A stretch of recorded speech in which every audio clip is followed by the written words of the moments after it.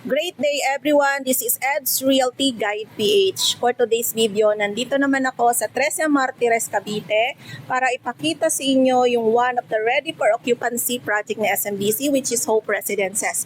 This condominium is ready for occupancy. We offer rent-to-own promo. 5% down payment lang. Plus 2 months equity, you can already move in. Ang maganda dito sa Hope Residences, tingnan nyo, ayan lang yung SM 13 Martires. Lalakarin mo lang for your basic needs. At pag diniretso mo yan, merong palengke for your basic needs. Ang ganda nga ng community dito sa Hope Residences. Malinis yung hangin, prime location, malapit lang din siya sa mga sakayan. Merong bus station going to PTEX, one ride lang. May mga jeepneys din for other destination going to Tagaytay, malapit na rin dito. Then maraming school na nakapaligid din dito sa Hope Residences. Tara, ipapakita ko sa inyo yung community dito sa Hope Residences.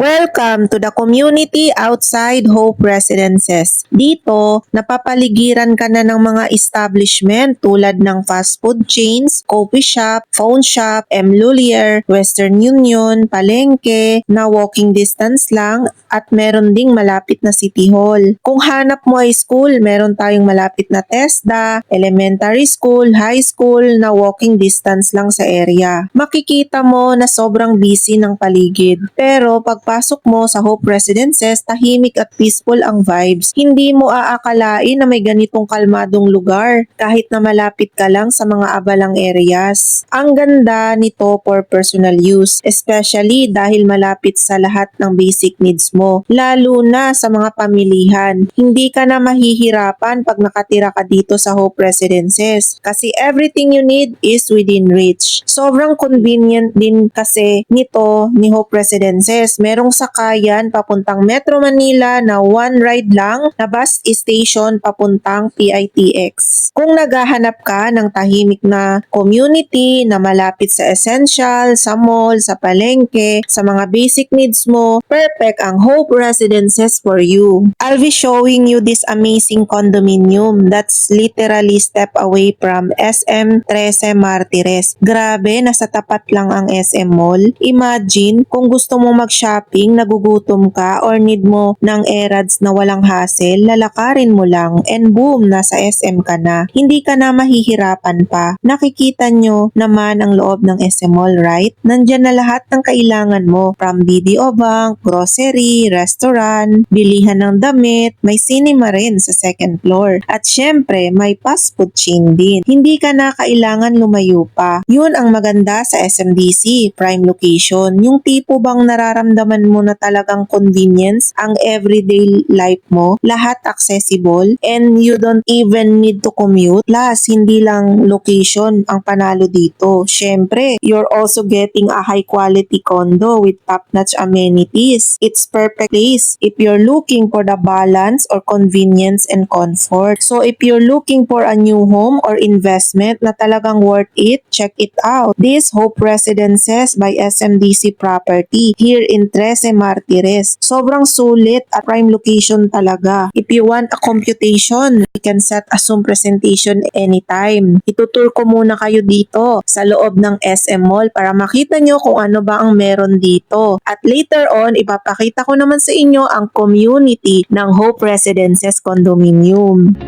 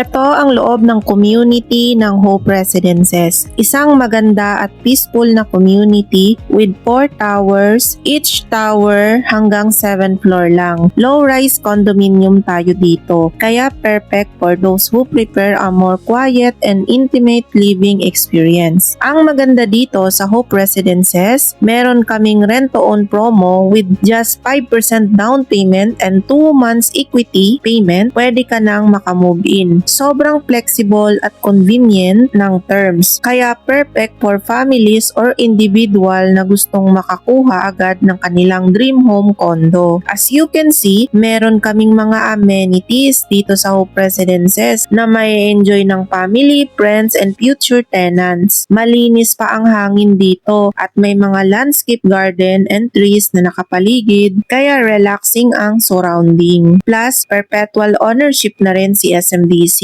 meaning pwede mo pa itong maipamana sa next generation. Kaya it's not just an investment for you, but for your family, future as well. Reason to invest in: prime location, lahat ng basic needs mo walking distance lang, from grocery, shopping, or dining, sobrang convenient. And we also have 5-star amenities for your comfort and leisure, andito na. Perpetual ownership din kami dito. And syempre, open din siya for Airbnb and long-term rentals, kaya pwede kang mag-earn ng passive income. Secured pa ang community with 24-hour security at CCTV cameras, kaya safe na safe ang pamilya mo dito. Napaka-peaceful at relaxing pa ng environment. Perfect for unwinding after a long day. May flexible payment terms din kami, kaya hindi mabigat sa bulsa para makapag-move in agad. At higit sa lahat, accessible papuntang Metro Manila dahil may malapit na sakayan na bus station papuntang Metro Manila via PITX or PTEX. At ngayon naman, ipapakita ko sa inyo ang lobby, elevator, hallway, actual deliverable units, and dress-up unit.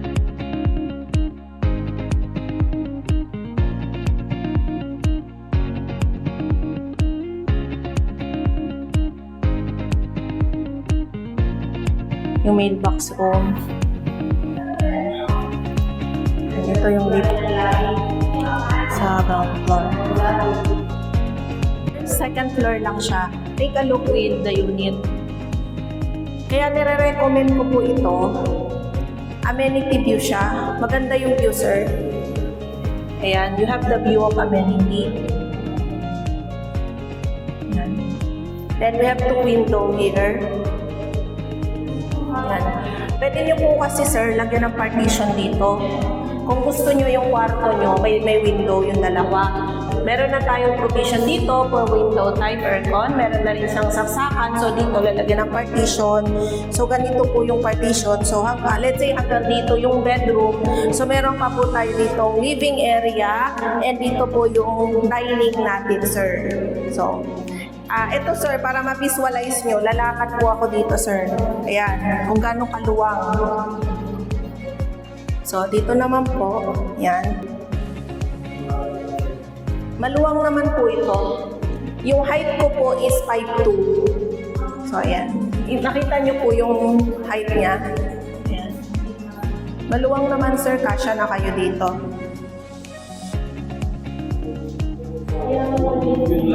Then, ito po yung kitchen na pwede nyo pong ipa-renovate. Actual unit po ito. Then, tignan nyo rin po, sir, yung ating toilet dito. Pare-pareha lang po yung itsura niya. Dito, kasya po yung ating top load or front load washing machine. Then, dito, lagyan nyo na lang po siya ng shower enclosure. Papasok po ako sa loob. Ayan, sir. So, mataas pa rin naman po. Yan. Pwede nyo pong i-customize to, sir, para bumanda siya. So, ito po yung ano niya, sir. Ayan, para ma-imagine nyo po kung gano'ng kaduwang yung ating toilet. Ganyan siya, sir. Ayan. Diba? Papakita ko naman po sa inyo yung dress-up unit. Ito naman po, sir, papakita ko po sa inyo ulit yung ating dress-up unit. Ito na po, sir, na-customize na. Meron na siyang upper cabinet. And we have lower cabinet here. Ayan, sir, meron na rin cooktop dito. At ito, sir, kasya yung ating double door na refrigerator. Tignan natin, sir, yung toilet. So, ito na po yung itsura ng customized. Pero pwede nyo naman po ipabago, depende sa perspective nyo kung mayroon kayong gustong concept. Actually, simple pa lang po yung ating furnishing dito. Ayan. Then, let's proceed na po dito sa ating living area. Ang design kasi na ginawa niya dito, sir, yung isa ginawa niyang living area lang, then yung isa is bedroom area lang. Ayan. Pero nasa sa inyo naman po, sir. Kasi medyo bulky po yung ginamit niya ditong mga furnitures eh. Kasi pag condominium po, like sa Mall of Asia, na mga 26 square meter lang namin, mas maliit dito, sir. Pero 4-seater na rin. Yun yung mga sofa bed. Yung ginamit niya kasi dito medyo bulky in 7-seater po na sofa. Eto, meron tayo ditong view sa amenity. Pwede nyo rin gawin, sir, ito split type na lang yung ating television para maximize natin yung space kasi nakain niya yung space dito, oh. Nakain niya yung space. So, ayan. And here, tama lang naman na nandito yung ating dining. Pero yung iba ko kasing client, mas maliit dito yung ginagamit nilang dining. So, medyo bulky yung ginamit nila na upuan. Ayan. Kasi gusto nila isa lang yung bedroom dito. And ito naman yung ating queen size bed yung ginamit nila na bed, queen size bed. Ayan o. Queen size bed siya. Then meron ka pang space dito. Ayan, coffee table. Then yung ginamit niya glass, yung partition. Pwede namang wood or sliding door yung gagamitin mo dito. Then ang maganda dito, may office chair ka pa dito, office table ka pa, may vanity mirror, ayan. Then kasya din yung ating wardrobe here. Ayan, wardrobe. Medyo bulky rin yung ginamit. So, may carpet dito. Ayan. Binild yung ating deliverables dito. Pwede naman papalitan ng tiles. And merong chandelier. High ceiling po tayo, sir. Pansinin nyo siya. High ceiling. Oh, 5'2 lang ako, sir, ha. 5'2 lang po ako. High ceiling siya. So, kasyang-kasya po kayo dito.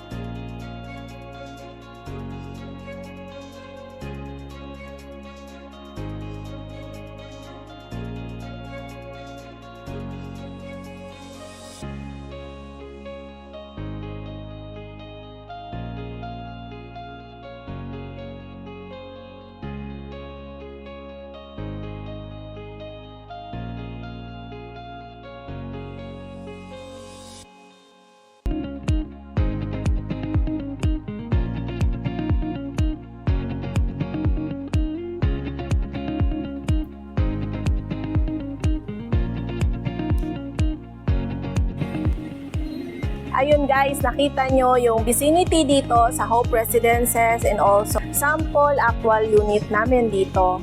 Hope you like my content for today. Sa mga buyer na interested magkaroon ng property dito, the only requirements is government issued ID and sign form. Reservation fee is only 30,000. We can set a Zoom presentation anytime. Again guys, don't forget to like, share, and subscribe my YouTube channel and see you from my next vlog. Thanks for watching!